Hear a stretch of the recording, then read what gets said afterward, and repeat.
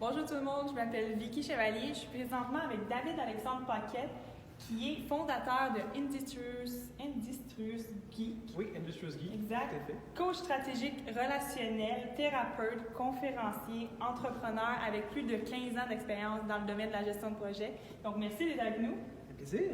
Donc, dans l'optique d'être la 10e édition du symposium, on aimerait ça savoir où étiez-vous il y a 10 ans de tout ça, puis quel type de projet sur lequel vous travaillez?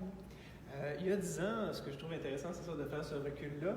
Je travaillais à faire mon PNP.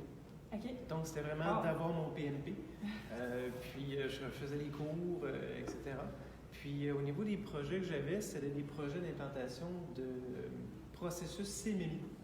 Donc, qui était le Capability Maturity Model Integrated pour tout ce qui est la gestion de projet en informatique. D'accord. Puis, quel a été le premier projet significatif de votre carrière qui vous a propulsé vers l'avant?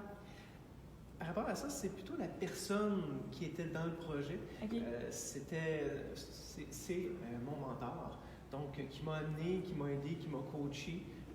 Quelquefois, j'étais un peu impulsif, donc ce projet-là, c'était un projet de mise en place d'un processus ISO 9001 et je voulais bouger les choses un peu vite. Donc, il m'a amené à respirer par le nez, c'est quelque chose que je dis maintenant, mais c'est de respirer, de bien positionner les choses pour avancer graduellement. Oui, parce que c'est important de nos jours d'avoir un mentor, quelqu'un qui nous appuie dans notre carrière. Tout à fait. Vous avez totalement raison. Puis, quelle a été votre plus grande fierté jusqu'à maintenant dans votre parcours qui est vraiment peu commun? La plus grande fierté pour moi, c'est de sortir de ma zone de confort. Donc, de passer d'un mode de génie logiciel à des modes plus psychologiques, donc dans les sciences de la psychologie, que ce soit thérapeute, que ce soit coach, de se rapprocher de l'humain, tout en étant du côté plus logiciel et de s'emmener vers l'humain. Donc, c'est toujours d'apprendre et de sortir de sa zone de confort. Puis, vous avez donné ce matin un atelier sur le savoir-être en gestion de projet. Donc, vous êtes aussi l'auteur d'une approche des 3 savoirs. Donc, parlez-moi un peu de cette approche-là. Qu'est-ce que vous voulez dire? Bien, c'est les 3 pas vers soi. OK.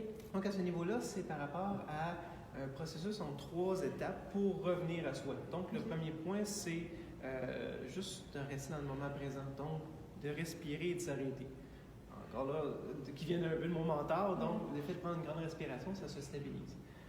De prendre connaissance. Par la suite, c'est de recevoir et d'accueillir. Donc, qu'est-ce qui se passe? Je vis de la colère, je trouve que l'autre personne ainsi et ça, c'est d'accepter de le recevoir. Puis après ça, de voir, ça part de où? Je trouve que ça m'a manqué de respect. Je trouve que, j'ai été pas respecté par rapport à ça. De revenir à soi. Et la 3e étape, qui est la dynamisation, qui est de voir, face à ça, qu'est-ce que je peux faire? Donc, de reprendre son pouvoir. Est-ce que je vais lui couper la parole parce qu'il m'a coupé la parole ou je vais prendre un pas de recul puis je vais me dire, OK, qu'est-ce qui ferait que je pourrais repositionner? Je trouvais que ça a été un manque de respect. J'ai vécu de la honte. J'ai vécu de la honte face à l'interruption d'autres personnes et je décide, au niveau de mon action, de lui parler après la rencontre, seul à seul, de manière tranquille, de lui mentionner, j'ai vécu de la honte, le fait d'être interrompu comme ça. J'ai pas aimé ça. Super. Puis, en terminant, si vous avez un conseil à donner aux individus qui aimeraient travailler sur leur savoir-être à la maison? C'est vraiment un conseil. Un premier conseil, c'est d'explorer et de ne pas avoir peur de sortir de sa zone de confort. De confort, OK. C'est de voir différents aspects, de prendre connaissance aussi de soi. Puis ça, c'est juste de dire, OK, pourquoi je deviens impulsif quand une personne roule des yeux? Pourquoi je suis frustré quand telle chose arrive?